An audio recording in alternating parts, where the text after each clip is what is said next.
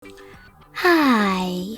In front of me is ZTE Axon 20, and today I would like to show you how you can connect it to printer.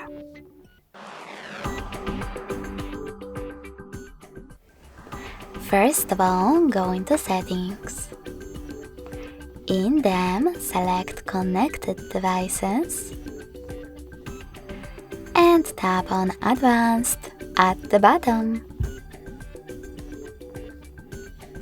Following that, select Printing section at the top and click on Default Print Service right away. Your device is now looking for a printer.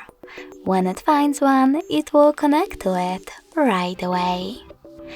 If you want to use different print service, you need to disable this one by tapping on this blue switcher at the top right corner. Then select the back button, click on Add Service, and install the best one for you, in my case HP1.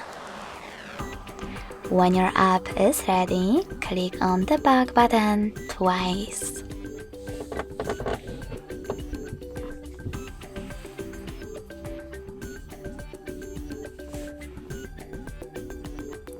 Then click on your service and wait as well.